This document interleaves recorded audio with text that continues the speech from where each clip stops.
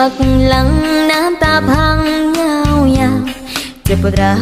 ไอ้หักเขาผู้สาวเก่าจึงต้องทำใจย้อนว่าหักอยากได้ยังกะปะแค้นให้แต่ว่าฉากสุดท้ายอ้ายมีคนใหม่เจ็บเด็กเดินเซ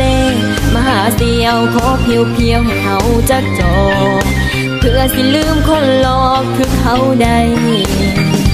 285ชาลีโอจัดมาชุดโตงานนี้เฮาใจเลี้ยงส่งกับการจากไปของคนได้รักดีเพื่อก่อนเป็นคนแสนดีมาวันนี้เป็นคนขี้เหล้าแกย้อนผู้บ่าวเปลี่ยนผู้สาวทำไม่ฮักพังตำแก้วตำแก้วตำจอกมาถูกไอ้หลอกมันก็เลยเป็นลายต่างปิดฉากความฮักพัง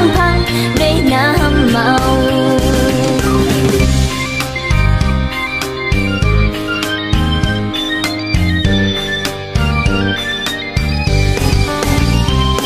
เดินเซ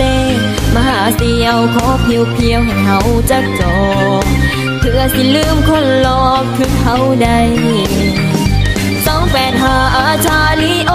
จัดมาชุดโตงานนี้เฮาใจเลี้ยงส่งกับการจากไปของคนได้รักดีเพื่อก่อนเป็นคนแสนดีมาวันนี้เป็นคนขี้เหล้า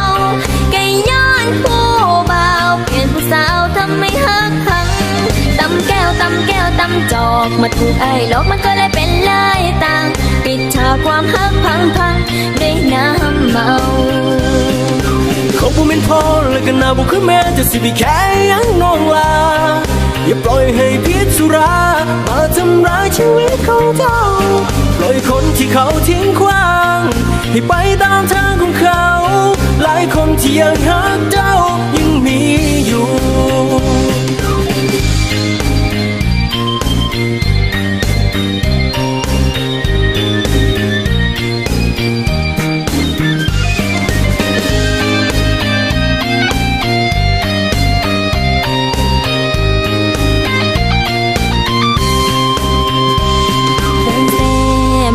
เสียวขอเพียวให้เขาจักจอ